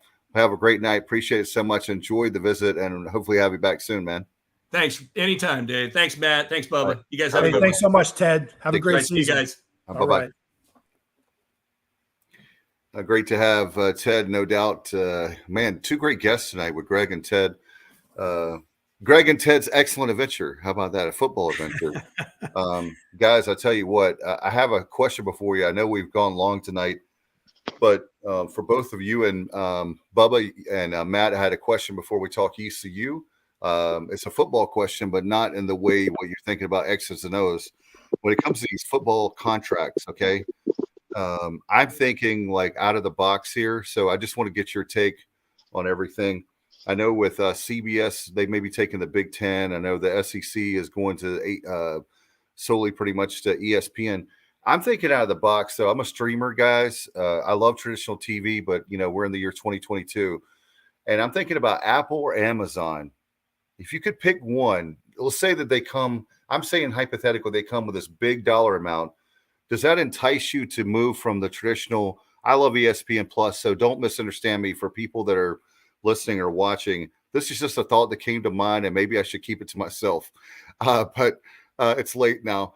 Apple or Amazon or a streaming device, who would you go with and why? And what kind of money would it take for you to go that route instead of a traditional, say, ESPN Plus, or one of the other cable networks? Well, that's the thing. I mean, depending on how much money, then maybe you would consider it. But not knowing, I mean, it's tough to say what you would do. But obviously, just that's all you could do. Just assess the situation once you had all the information. But if they offered a lot of money, then how could you not at least take a strong look at it? Please, no Facebook. I love Facebook. Amazon's done a great job, guys, with the NFL. I think they're going to do Apple. I was telling Bubba, Matt, I don't know if you're a baseball guy like in MLB, but man, MLB has really done a nice job of spreading the wealth, so to speak, and with all the different networks they have, and they're doing Apple TV now Plus. And they also have on Sundays, they're on, they have like a Sunday brunch game on Peacock. But I was just curious if Apple or Amazon would, is that something you would take 10 million? What would be, if it's the right circumstances, is there a dollar amount? Because what if they say they promised the moon and they under deliver? They can tell us $10 million, $15 million to come our way for the American or, like a G5 package. But sometimes it looks good. It's too good to be true, so to speak. Yeah, I mean, show me the money, right? And I'm kind of an Amazon guy. I mean, I think they have a great product. Amazon Prime, I utilize on a daily basis. I love their streaming service. I've completely backed away from Netflix, which has become a little too woke for me, fellas, not to get into like politics talk, but become a little too woke for me. So I've kind of moved on to Amazon. And so I think they have a good service, but if the money's right, I mean, it's all about the bottom line. And let's face it, we need financial resources here at East Carolina to be able to continue to compete at the highest level. And I wouldn't be opposed to it, Dave. I'm sure they can put together a great package if that's something they were interested in doing. And not that you guys care, but Apple TV Plus is going to have MLS next year. And this is the only reason I bring that up. So people that hate soccer, just give me 1 second. The reason I bring that up is because one of the pet peeves of mine, guys, is I absolutely hate blackout games where they black them out. MLS next year on Apple, no blackout games. I think, thank God, finally, I was like 10 years old when I first had to deal with blackout games. I've been screaming to the rooftops for years, please stop the blackout games. And get this, you know how much I love NBA, right, Matt? And we talk about that one of these days. My bucket list is to come hang out with you in the city to see a Knicks game. But anyway, I'm a Hornets guy and Hornets fan, and my son is a Hornets fan. He loves the NBA, period. A whole bunch of games were blacked out last year for Charlotte. And I coughed up, speaking of Amazon, I'm like you, I love Amazon also. I coughed up $200 and I can't watch my team. I paid you money to the league. I paid money, and I'm sure Amazon gets a cut of that. I feel like if the same way with the NFL or any other major league in the country, if I pay $200, I pay my hard-earned money. I should be able to watch any game I want, out of market, in market. And think about this, guys. Like if you're a Hornets guy, I live on the eastern part of the state. I'm over 4 hours away. And even if it's Bubba that lives close to Charlotte and he pays $200, he should be able to watch a Hornets game. I just think it's so ridiculous I think that's so antiquated, and they're getting their look. Trust me. It's not like the league is hurting. Okay. It's not like the leagues are hurting at all. So that's my take, but I was just curious on the streaming stuff, how you guys felt about it. Certainly not opposed to it. Go ahead, Bubba. Kind of transitioning, guys, very quickly before we wrap this up. I wanted to provide Pirate Nation, for those who aren't following, with a Parker Bird update in terms of the money raised through the GoFundMe created by Jared Plummer. He began with a very modest goal, in his own words, of $5,000. But here we are, several days later now. I don't recall to be exact, but as of right now, I just checked, and $73,400 have been raised for Parker Bird and his family. So just awesome by Pirate Nation as well as others. Kudos, hats off to Scott Forbes, the head baseball coach at the University of North Carolina, for donating a large sum to it. No doubt. And guys, that's where I work, is the hospital. It's been for the family. I can't imagine all of us on this show are parents who play sports, but even take the sports element out of it. This is a kid, 18 years old. He's highly thought of prospect. He's coming here from, I believe, Scotland County. And it's just so sad because, he has like a month as a Pirate and everything's going great. A boating accident. The family is tremendous. I just want to send a shout out to the mom and dad. They have been, the whole family, the sisters, they have been so great to that kid. Just want to also give a shout out to Pirate Nation, to, like Bubba said, Coach Godwin, the American Athletic Conference, Coach Scott Forbes, another class act for what he did.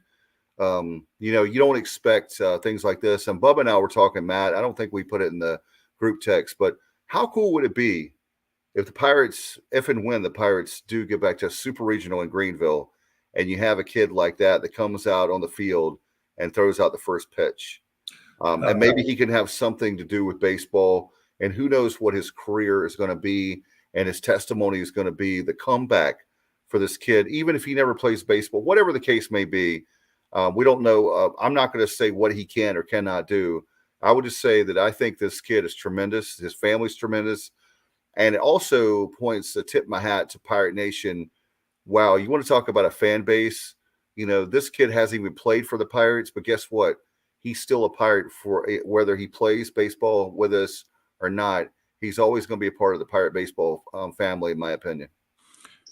Yeah, I mean, that would be tremendous, Dave, to see him be able to be involved with the program, throw out a first pitch. I mean, that would be amazing. And there's not many stories that just break me up, fellas. This one just cut deep. I mean, it was so difficult to hear what this young man went through. And, he's a guy, he's got his whole life ahead of him. Right.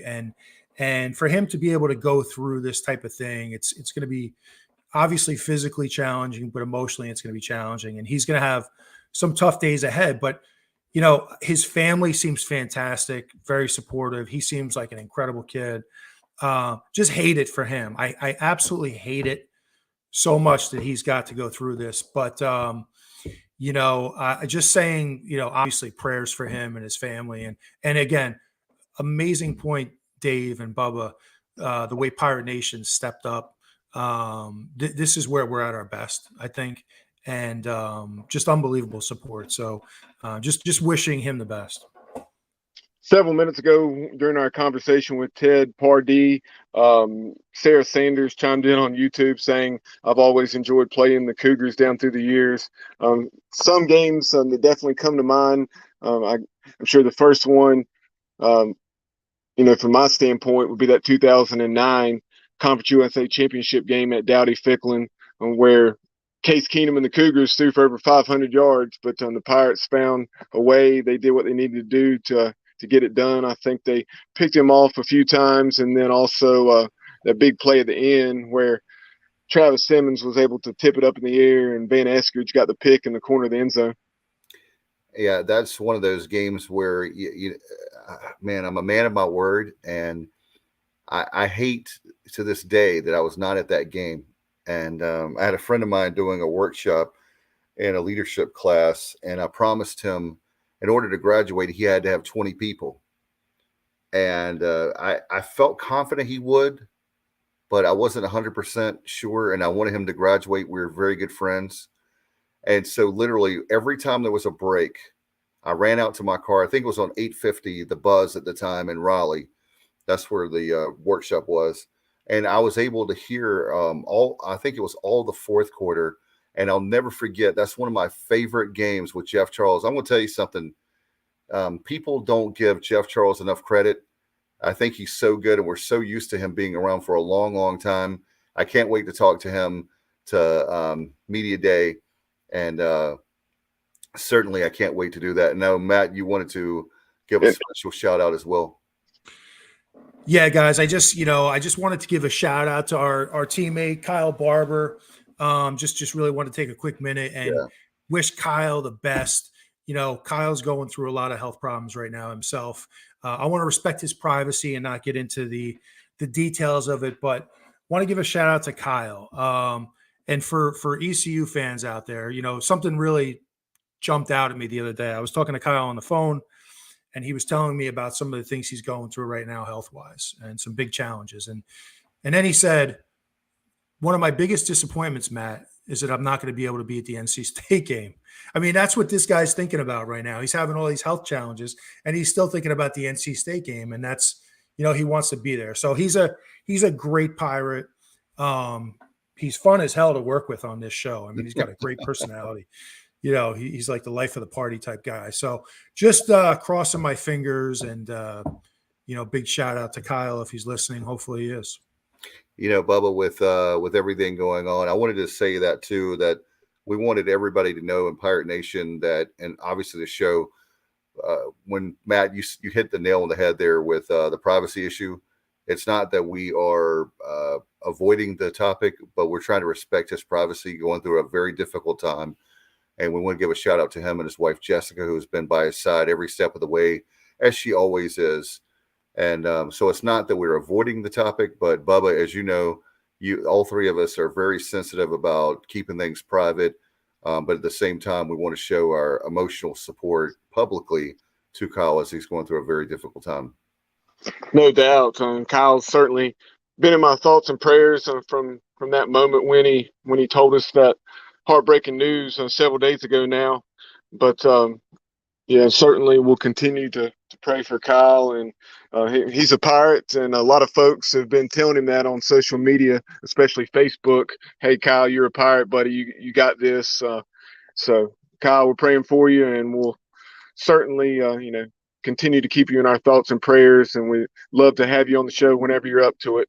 But going back very quickly to that Houston game, because back I guess a few months ago now, several months ago maybe, but we lost the great Ron Franklin, and he was on the call that day with the ESPN crew at Dowdy-Ficklin Stadium. And you think about it, that game, the Miami game in the Orange Bowl back in '96 that you were part of, Matt, and then also the January 1st of '92, that '91 season, that Peach Bowl game. So he didn't call a ton of Pirate games, but the ones he called, man, were they memorable. Yeah, they would definitely be top 10 for sure, maybe even top 5 in program history. And wow, I forgot about I knew about the I didn't realize that he was the '96 game with Matt at the Orange Bowl. I knew about the two. Hey, like Meatloaf said, the song 2 out of 3 ain't bad. I remember that. He and Mike Godfrey. Obviously, they were on the call for the Peach Bowl, and then again for that '96 Miami game. They were one of the definitely memorable tandems, that broadcast teams, if you will. No doubt about it, guys. Very excited. Make sure you get your tickets, Pirate Nation. 1-800-WC. If you're old dog, you can do that. Want to remind you guys also that you can go online anytime. I'm learning, Matt. I'm learning ecpirates.com. You can go there. ECUpirateclub.com. You can go there and sign up, be a Pirate Club member. You call 252-737-4540.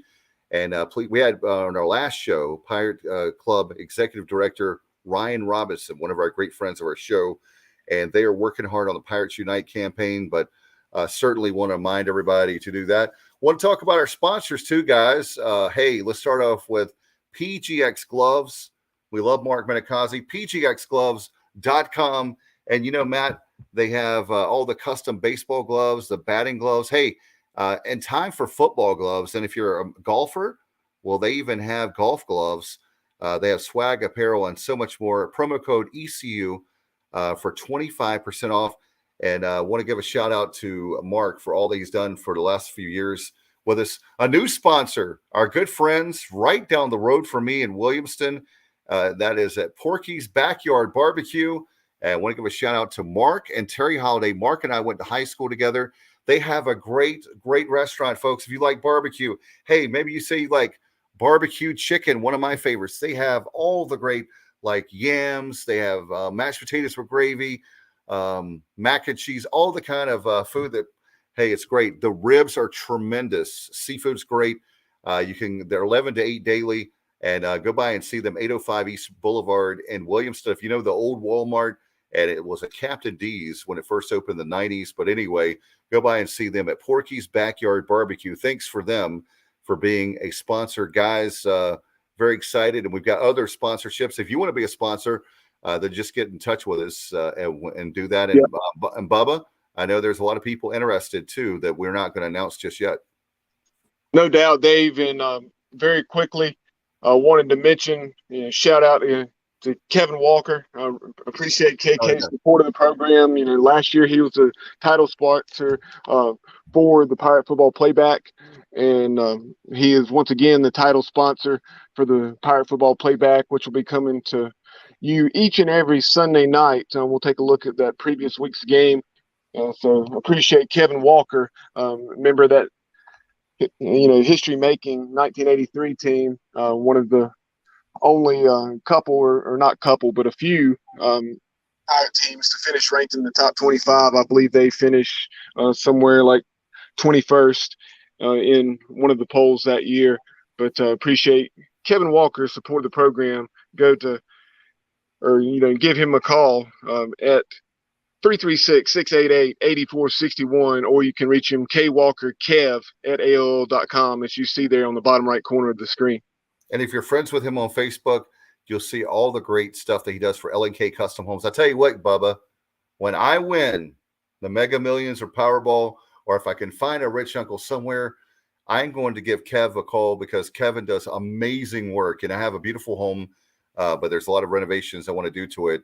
And I'm going to give Kevin a call when I can get that money. Maybe I can find some right here on the couch.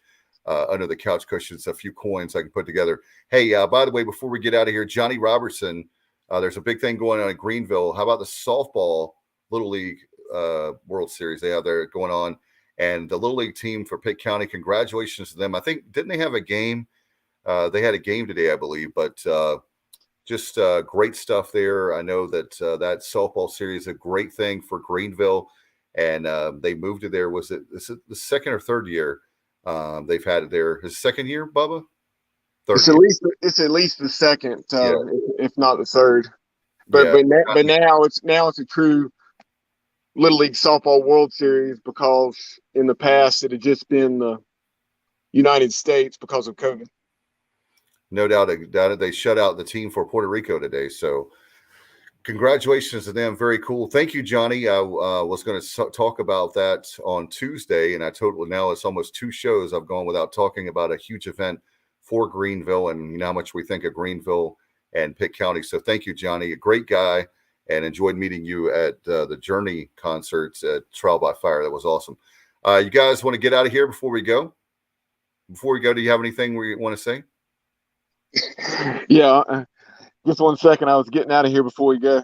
No, yeah, sorry, I'm tired, man. No, hey, yeah. After an hour and 45 minutes, I don't blame you being delirious, but no, just a lot of excellent content headed your way in the coming days, and we'll have some new programming, a new schedule in addition to our shows 3 times a week, and we have some other programming that we won't be directly involved in, but I know Pirate Nation will love that. Some familiar faces, but in different roles, coming game week on August the 29th. It's going to be great. That's 18 days away. Matt Semenza, he doesn't want to show his face anymore, so we get his avatar. I got 2 out of I have Matt Semenza avatar for the block. Do you have anything before we go, brother? No, man, that was an awesome show. I thought really 2 very good guests, a lot of content. I'm starting to get really excited about college football. So, looking forward to getting these games rolling. All right. We'll get out of here. By the way, like our Facebook page. You can follow us on Twitter at the Sports OBJ. We have TikTok at the Sports Objective on Instagram. And of course, man, our YouTube channel has been blowing up. Subscribe to our YouTube channel today.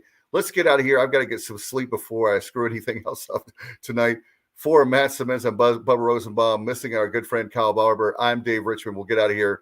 And as always, good night, everybody, and go Pirates. I'm a pirate down in my soul, and I don't back down, not at all. Find out when the cannons explode, from the sidelines down to the post. Put it down like not even close, all out to the last whistle blow. From the flag with the soul and crossbones. Everybody stand up, get your hands up, let a team know that we got they back. This is our house, this is our town, our time, every 19 copy that. Everybody in the stands go bananas, scream loud, baby, don't hold back. Every foot, every yard, every first down, every touchdown with the cannons blast. Get it on, get it all, get the wave going.